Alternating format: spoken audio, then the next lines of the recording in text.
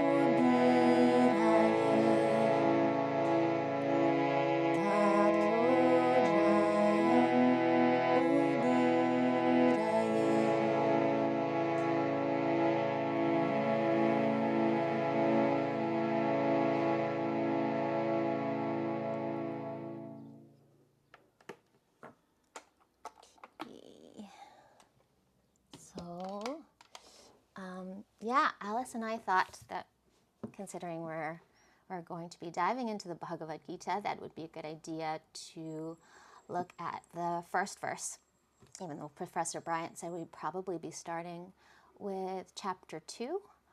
This was in our Goldman text. I feel like it was in chapter, I forget what chapter it was in, maybe 8. Anyhow, this verse does show up in our let me just check really quick so that if you want to reference it. But I did send everybody the what is it? It's in lesson 18. But I did send everybody the PDF of the verse from Sargent, which is what Professor Bryant recommended we use because all of the grammar is in there, but then he asked that we look it up in our Goldman text afterwards. Okay, so this is the verse. Dharma kshetre kuru kshetre samaveta yuyutsava or savaha mamaka pandavaschauva kim akurvata sanjaya. So, so actually, maybe we can chant it. He has a different melody for it, but the melody I used for that opening chant that we've been using is the melody that that I learned for the Bhagavad Gita verses. So it would be the same. I'm going to chant the same melody that we did just now. Oh, Matthew, you have a question. Sorry to interrupt, but I have in my book, I have Pandavaschaiva. Yes. Oh, did I? Oh no, that's my mistake. Yeah. Thank you. I caught that in my other thing, but I didn't fix it here. Thank you. Yes, and it'll make sense when we do grammar later. Thanks. That's my spelling error. Thank you for catching that.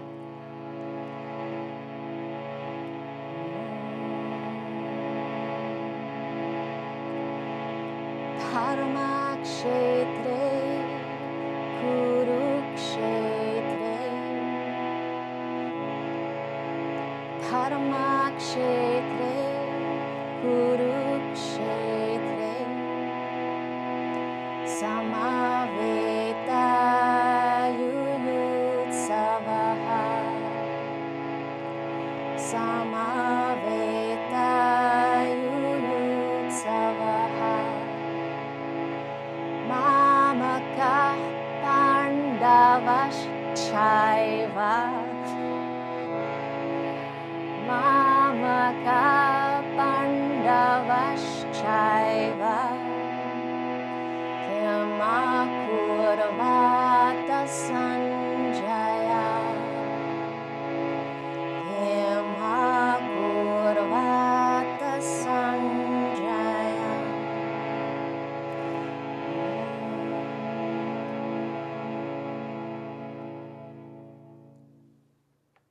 All right, thank you for that. Yes, I did catch that in my breakdown of the Padani of the words here.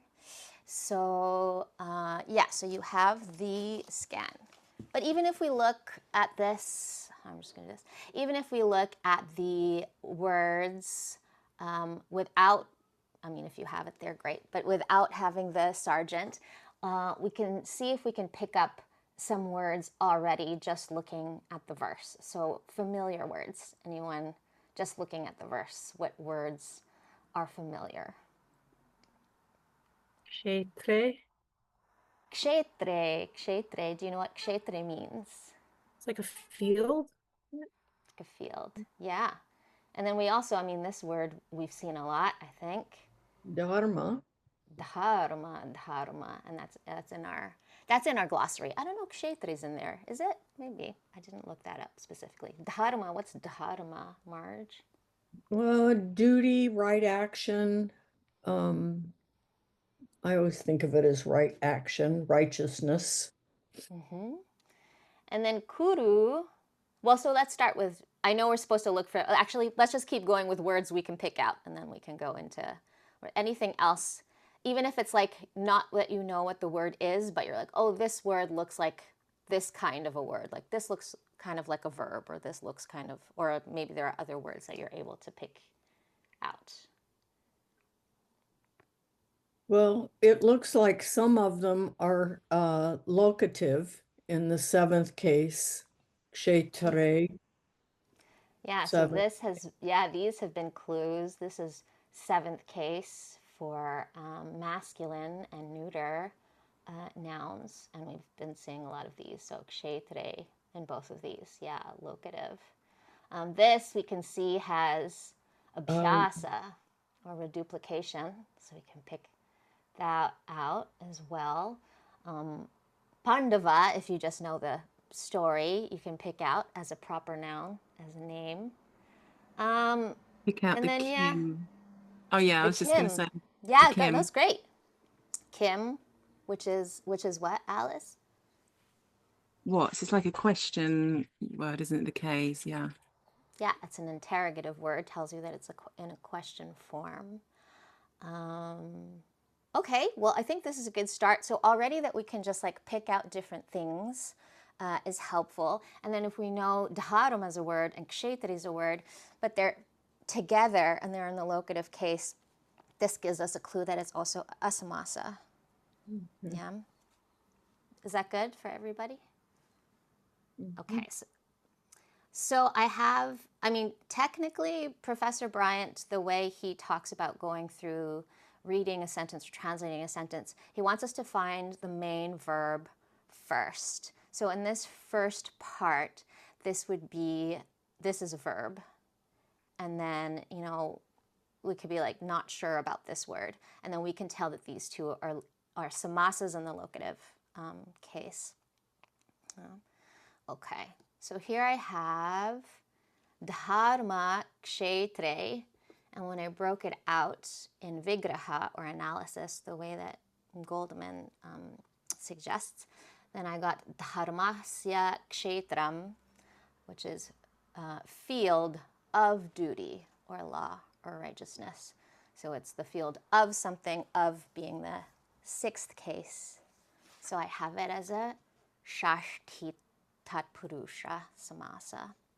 I put the coordinates there so you can see where they talk about, Goldman talks about tatpurusha in the text, so it's in lesson 12.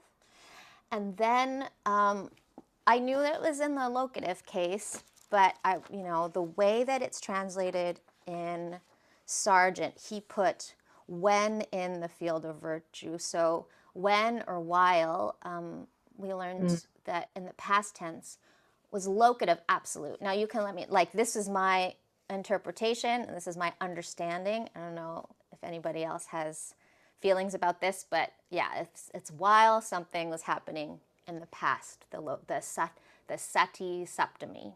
So that's what I put it in. That's what it seemed like to me. Dharma kshetre and then kuru kshetre is the same. It would be, well, I put kuru kshetram when I broke it up because kuru is an u ending noun, and the sixth case for an u ending word is oh. For an ending noun, it's asya. So kuru kshetram, but it's the same field of kuru, and this is a proper noun. It's the name of the royal dynasty to which Dhritarashtra belongs. And this I got from Sargent. So I did the same for that. Shashti tatpurusha samasa in the locative absolute for both of those. Is that good so far? Yeah. And then, yeah, so this word, I mean, if I just looked at it on my own, I would see sama, and then I wouldn't be sure what veta is. This ta ending gives us a clue. It's some kind of pratyaya. And then if we look at how it's broken up, because they give it to us in Sargent, it's two upasargas. We have some and ava, and then it's the verb e, which on its own is go, but when we put these upasargas in front, it becomes come together.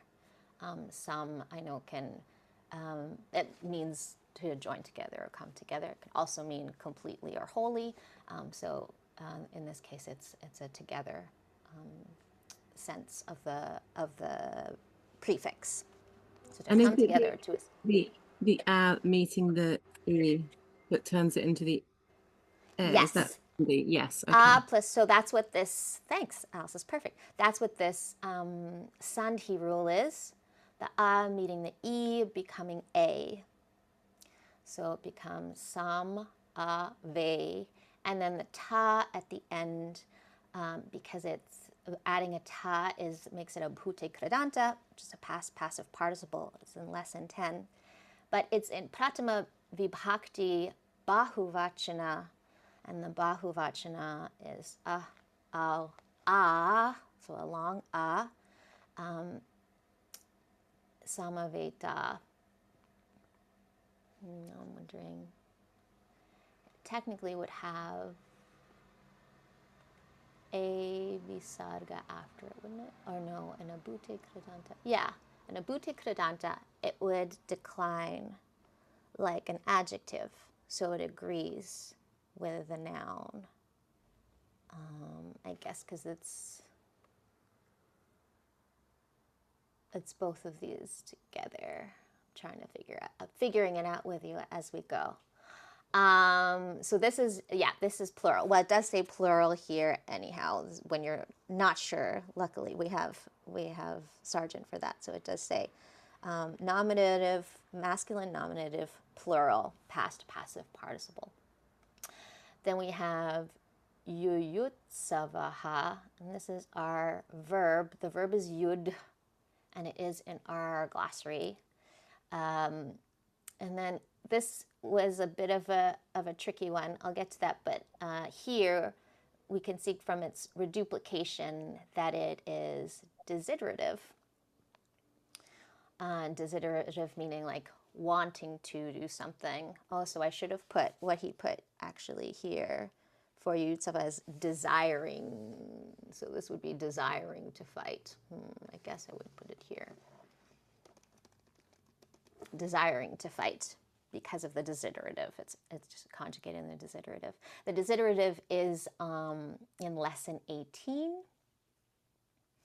And I think 18.23a, I think he actually, I put that specifically because he put that as an example in lesson 18. And you have that there because there is a special rule for that. So in 1823a, so a noun that could end in u or a strilinga long a, they become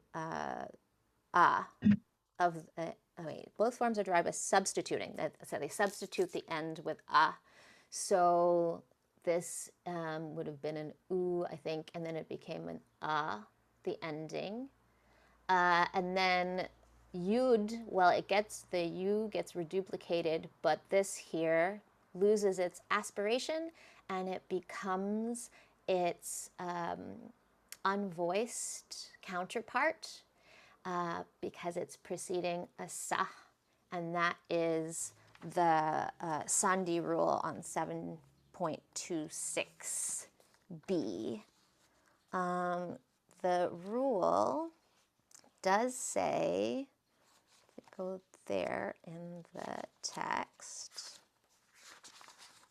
it says when dha, well, it's putting the example of the weak stem dad comes directly before the ta, or s of an ending, it becomes t, and its lost aspiration appears in the initial abhyasa. So in that example, it became dha, but here it definitely lost its aspiration, but it didn't get projected anywhere because u doesn't have aspiration, right? The semi-vowels, so I'm guessing that's why, but I don't know if there's more detail to that. So that would be a question for me. I can see that it became ta, I can see that the aspiration got lost, but it didn't get projected anywhere.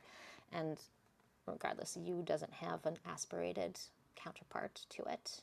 So I'm guessing that's why the aspiration's just gone entirely. But that was the closest sandhi I found to explain how the dh becomes d. And it's pratama purusha bahuvachana, because again, it's relating to the nouns here in the sentence plural. Is that good? Everyone okay? Matthew, yeah. I had a question. Why? I'm not sure I understand why it's yuyutsavaha. Why isn't it Okay. just yuyutsa? Right. This is it's desiderative, but then it gets the ending is the bahuvachana ending for the, sorry, yeah, it's pratama purusha bahuvachana. So this is the plural ending for an u ending word, but actually then it becomes an no, it's now an ending word. Hang on a second. Because when I looked up the word, I did it according to, should have put more notes in here, because I looked it up and I was like, totally makes sense. Hang on. Let me look at my declension table. So there, it's probably in the paradigm for that. It says. Yeah. When I looked up, I think I looked up shatru, but then now that doesn't make sense with, because if you look at this, hang on, I'll pull up my chart for the ending words. Where did I? There you guys are. Shoop. See this ending is the pratama purusha bahuvachana. There it is. Yeah. But then now that we just went through that rule that I had said, let me go back to my page. See, these are the kinds of things that we would go over with Professor Bryant, I'm sure. So you can see my chart again. This 18.23 A did say that it replaces the final u with a, but then yuyutsa. But then, yeah, that's a good question. It substitutes the proper ending u for a in the Sananta stem. But then, okay, so if you go to that page or that example, 18.23, this is why I did it. 18.23 2a, it shows the root as yud, and then it shows the stem as yuyutsa. But then it shows the adjective as yuyutsu. And then this is where I got to, I should look for the u endings instead of the a endings. And then the example he gives for the u endings is shatru. So I went back there, and that's how I got the avaha ending. Does that make sense, Matthew? Yeah. Thank you. Thanks. Yeah, I went through all of that in my brain and then just put it there, and I was like, I'll remember later. So that's what that is. That's perfect. Thank you so much for asking. Mamaka, luckily, is in the glossary, 1, so that's great. Just looked it up. But 2 is also spoken about in the examples in the chapter that we just did, which is Krit and Tadit Pratyayas. So it's 2011J, and it says it specifically because I looked at it. Well, of course, depending on your level of Sanskrit, maybe you will just look at it and know certain things right away. But I definitely leaned on Sargent a lot. I just looked at what Sargent said, but then looked for cross-references, of course, in Goldman. So in 2011J, this whole chapter is like so long with it goes all the way to J for examples. But J has aka as a suffix, which functions like it can be possession or knowing something. And it has specifically the example, the form mamaka, adjective, mine, is derived from this pratyaya form of the shashti ek form of aham. And then it says to look at the verse that we're covering now. So if we look at, if I go back to my chart, here you can see, if I look up, aham. This is the nice thing of having typed out my charts, because then I can just search for them. Aham in the second case is mom, and then to mom we add the pratyaya aka, and that's where we get mamaka. Yeah. So that was a specific example in the Goldman text, which is great. Okay, so mamaka we get as belonging to me or mine. It's in the Pratama Vibhakti, and is it Bahu Vachana? Yeah, Bahu Vachana, because this is an adjective, and it has gotten declined so this plural form. And we have Bandavash.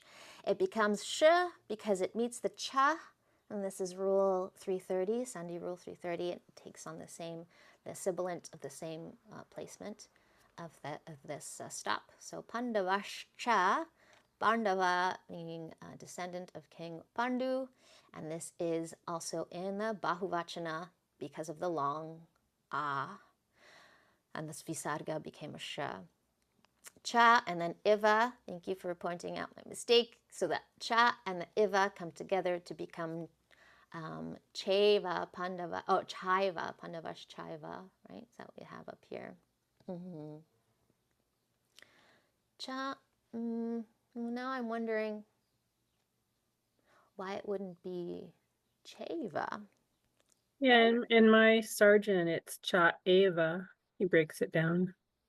Cha, so it's not iva then, it's ava. Wouldn't it? It is. Well, let's see. More mistakes. It is. I didn't look at I just assumed it was Eva, but it's actually Ava. It's still 3.4. But this is no longer this. It is Ava. What does Ava mean? This is... Anyone? I'm going to look it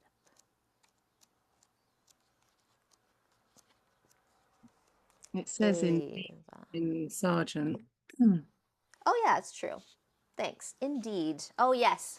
And used as a metric filler. Used as a metric filler. This is a joke in our group all the time. Ava, used as metric filler. Yeah, so sometimes just for the rhythm of the verse, this gets inserted. Ava, indeed. Great. Yeah, I'll put that in there. Ava. Not a long and this is indeclinable, of course. So an avyaya. Great. It's good. Then we learn from my mistakes. Then we have Kim, which Alice had said is an interrogative demonstrative pronoun. And then akurvata. Akurvata. So this one I thought was a bit tricky, and then it turned out to not be as tricky as I thought. It's because of the a before the dhatu tells me it's in the lung, in past. And the kra, well, you could have it in it, and it was one of the exercises, I think, for lesson 7, to conjugate it both in parasmaipada and atmanepada. So when Sargent here says it's middle kra, he's talking about atmanepada. This is where we get the kur instead of the kar. This is the middle, what Sargent is calling the middle. And he does say that, Goldman as well, that the Parasmaipada is sometimes called active, and the Atmanepada is sometimes called middle, but he wanted to avoid using those terms because of active and passive voice. But anyhow, this is what Sargent says, so this is what he means in Atmanepada, where we get a kurvata, ta ending is the lung ending for the third person plural. And the kurv is what you get for the Atmanepada conjugation of this verb. Is that okay for everybody? Yeah. I think I did, if you want to see the difference. Do we have, I'm just kind of rambling a little bit. I think I'm almost done, Alice. I hope I'm not taking up too much time. But here we have, I did both here. So this is the Parasmaipada. This is in the Lat, however. So we have Karoti, Kuruta, Kurvanti, Karoshi, Kuruta, Kuruta. So this is the Parasmaipada conjugation, whereas the Atmanepada conjugation is Kurute, Kurvate, Kurvate. So you could see how the root here is different between those two. And it has to do with strong and weak, I believe. I didn't go back into like all the details of how you do one over the other. So maybe this is something, if you'd like to review it, you could look back on lesson 7. But these are the two different conjugations, and you could see how the a would be added here, but then the long ending, the atmanepada long ending, which is ata. Okay, and then what we have next is Sanjaya. So in our text, it has it as an anusvara in Goldman, I believe, or no, here. In Sargent, he has it as anusvara, but in Goldman, he has it as the second mouth position, nya, for this nasal. And that's because of rule 734. It's an internal sandhi rule where the nasal takes on the same placement as the following consonant. So here you could see this is a palatal. Ja is in second mouth position. So the na becomes the m becomes a nya. Yeah. If it had been like two different words, then this would have been anusvara, right, when it meets a consonant in the next word. But this is an internal sandhi. So this is why it becomes nya, sanjaya. And this is in the vocative, right, without the visarga, eka, vachana. And here he has it explained in Sargent. The sum, it means completely victorious, and we have some. In our text, in the upasarga section of lesson 8, it has some as together, but some could also be completely. And then victorious, jaya, we just saw the formation of that again in the Krit Pratyaya lesson, so I just put that reference there as well. Yeah, I'm just realizing as we go through this, as I went through this, the Samaveta, I would have thought there would have been a Visarga here, but then it's meeting, I guess, oh, that's what it is. Okay, so there's a rule here too. I think it's 338, if I'm remembering correctly. A long a and then a visarga meeting any following consonant, the visarga just gets dropped. Oh, it's 339. Sorry, I just remembered it as I was bringing it up. So this is why this visarga disappeared. This visarga stays. It's just end of a sentence.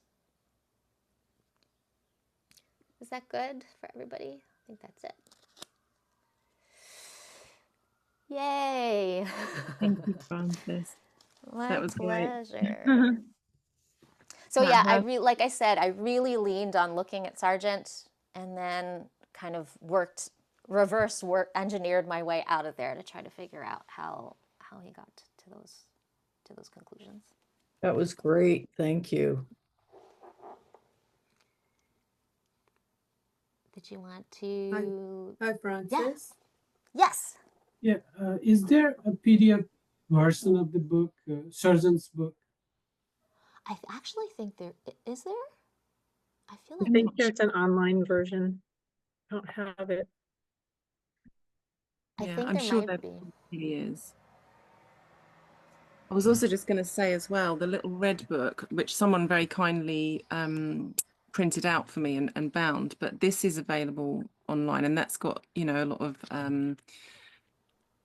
verbs and things in, so that's useful. So I'll send that out again, or if anybody doesn't have it, just let me know and I can send you a PDF of that, because as we're kind of working through this and following you, Francis, I'm kind of picking up one book, picking up another book, and Well, yeah, my first be like that now.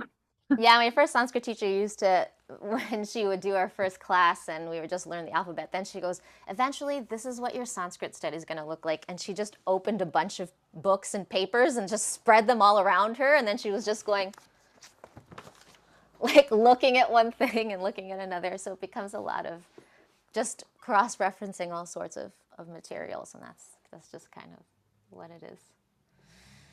But yeah, I mean, do we want to just go into breakout rooms today and just kind of catch up with whoever we're in a breakout room with and share how we're feeling at the end of, because it's our last class next week. I mean, you haven't got an exercise planned, have you, Francis, for breakout?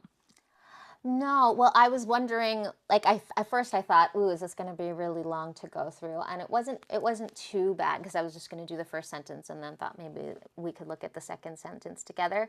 But I think it's just nice to kind of, yeah, discuss and check in and see where everybody is at and kind of have a more open conversation. And then maybe that might bring up things that you'd like to discuss in our next calls, or anything that people feel is useful in their sharing. Yeah, I mean, if anybody does have any ideas for the ones over the summer, which is just going to be monthly, I was just thinking it would be nice to keep doing this so that we're kind of preparing for September. But if you've ever got any ideas, you can just let us know, and we just want it to be a kind of a communal space. So yeah. Or But also, I think for both of but- us, we want to make sure that we don't drop it entirely and that we kind of keep each other on track. So it's just a nice little check-in, and there's no like pressure or stress for us to be at a particular point in our studies, just that we're all doing something. Yeah, we're going to have the summer off. It's going to be amazing after a year of yeah, I think Feels it's going like to be going on summer break from school. Yeah, although in saying that, I've already made myself a list of things that I want to kind of just refresh over the summer. I'm sure everyone is the same. So I'm not actually, but it will just be a bit more relaxed. So we were just thinking that to keep the community call each month, it would just be a nice little anchor point for us all just to stay on track and encourage each other. So yeah. But yeah, let's just break out, Francis, for 10, maybe if we break out for 10 to 15 into little groups, and then we can come back to the main room. And if anyone wants to kind of share something from their breakout, that's always really nice. So yeah, I'll let you.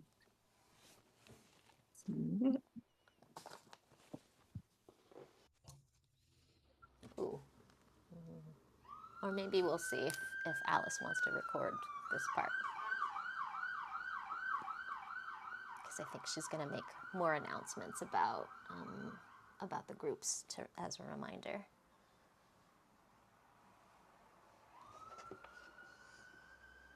So Francis, we were talking about the atlas. Yes. Thank you so much for the reminder, because I meant to, during our thing, go and reference the atlas, but yeah, I've lost track we were of that whole talking thing. about it and they were interested. So I said, cool. Yeah, I'll talk. Great. I'll talk about it, and I gave the link to Alice for the physical one, because I have the portable atlas that portable. That's the word I was looking for, Jan. Yeah, so I have this one.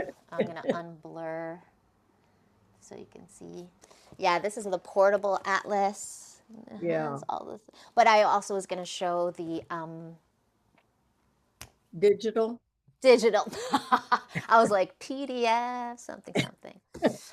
So I actually didn't stop the recording, Alice, so if we could still include this in the recording, because I know you wanted to re-announce for the groups and things like this. But this is a good point really quickly.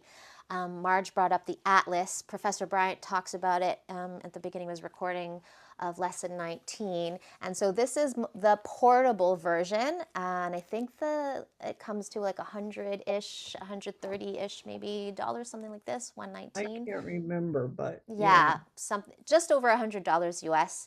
And there's also a digital version, which I did also want to show and forgot. I was like, I could show you those, but then I ended up using my chart. So it looks like this.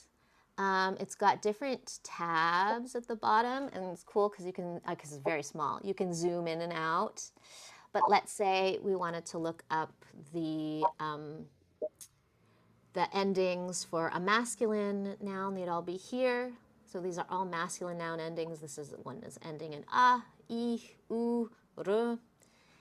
It's even got pronouns in there. Yeah, so these are just the endings. It's unlike Goldman, who does the whole word in the paradigm. These are just the endings. So some people like to learn it better with a word. I learned it with the endings, which worked well for me. So Yeah, and there are some word examples like along the way. Like I think tapas is in there, right? We have atman, for yeah, example, like in and the 13s, 14, 15. The, karman. Yeah, so some of them are by word, but a lot of them are just the endings. But that's great. You can just tack on the word before, so it would be dharma, dharmao, dharma, and this sort of, and so on and so and forth. there are And then tabs on the samasas, there are tabs on the like the bahuvrihi and the tatparu. They're just, it's really wonderful. it's a really complete document. It's just like figuring out how to navigate it. But I think if you get the portable or any of the physical copy versions, it also comes with instruction on how to, it's like an audio instruction on how to navigate the atlas. And yeah, this is what we use in the group that Marge and I are in when we look up words. And you, and we go you to check sent them. me that link the other day, didn't you, Francis? So I'm I did. because I was just saying in our breakout room, there is a PDF copy of Sargent online. Oh, great. And there's also the little red book. So I'm gonna maybe send out on the next email. I'll send out a few extra resources for people. Oh, great. And the little red book will be in there because I don't have that. Yeah. So I'm gonna Good. add that, and I'll put the link for the atlas as well that Francis is talking about, because I'm gonna purchase that myself, the physical, the one that you're just holding up there. But yeah. Great. But yeah, I think I talked about everything at the beginning, didn't I? I don't think there was anything else I needed to say. But No, you didn't want to reiterate something at the end? Lulu, last pitch for people to sign up oh for yeah, groups? okay, yeah. Oh, thank you, Sheila. That's lovely. I'm so glad to see everyone here today. Yeah, and yeah, just feeling excited really about the next chapter. So Oh, we yeah, had a question in our group for clarification. Over the summer, we're gonna, in the community meetings, focus on the Bhagavad Gita. What about going through Goldman the second time? Is that gonna happen over well, summer or in September? we've decided to go from September because the survey was overwhelmingly, I think there was only one person that wanted to go through it over the summer. So I mean, individually, I have a little list of things that I want to kind of go through, but we're gonna start in September and take a year, because then there's also people that have recently joined the or maybe kind of something happened and they couldn't come to all the classes, so they're gonna use it as an opportunity to go through again. So that's what we're gonna do. We're gonna go from September with Goldman round 2. But so yeah, I'm just thinking it would be good to stay focused on the Bhagavad Gita over summer, just in the once a month call, just so that we all have a little bit, of time to get used to what's coming in September. So yeah, last class for grammar is this coming Friday, and then 3 Fridays in a row for the taster classes, and then June, July, August, do what we wish, and then back in September. So yeah. So in September, we'll do those like community calls that review Goldman, but then the professor will be continuing with the Gita in September. He will. He will begin the Gita completely properly, and we will do Goldman every 2 weeks. I'm not sure. I think he's going to go every 2 weeks, but that's not confirmed. So we will do the opposite week to go through Goldman. But it's going to be like, if we just read the chapter before we all meet together, and then we'll do a little exercise, and just so that we can start making, because I don't know about anyone else, but for me, as it's got towards the end, I'm kind of just, okay, just keeping up. So it'll be nice to try and absorb a bit more. So yeah, so anybody that wants to prepare a verse, please email Lulu and she's organizing that. And yeah, see you on Friday for our last grammar class. Well done. I had a Picking quick it. question. Yeah. About I really like the way Frances has her verse organized. And I think you do it in pages. Is that I correct? do it, yeah, I do it in pages. I just find their tables a lot, they like automatically size properly as opposed to Microsoft, where it's like you have to pick the size of your, you know, it's just like I feel like it's an easier way to format, for me anyhow. Yeah, yeah, that's great. I'll try and do that too. Yeah, if can you send your analysis Paper? of 1.1? Sure, yeah. Or I Yeah. don't know, have it I can send see. it in the chat or in an email. Yeah, even. I'll turn it into a PDF. I'll send it to Alice and she can send that. Yeah, to the and then group. everyone, Okay, I'll great. put that on the with everything else, and then everyone's got a kind of full package of extra resources and that, and we can use that as a basis because it's good. Yeah, it's great. Okay, I'll let Thank you chant us out, Francis. Ew. Everyone.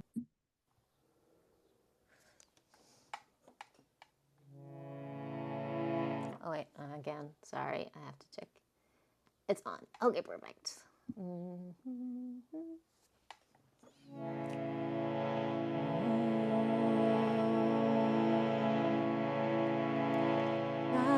Narayanam namaskritya Narayanam namaskritya Naram chaiva narottamam Naram chaiva narottamam Devim Saraswatim Vyasam Devim Saraswatim Vyasam Tato Jayam Udirayet Tato Jayam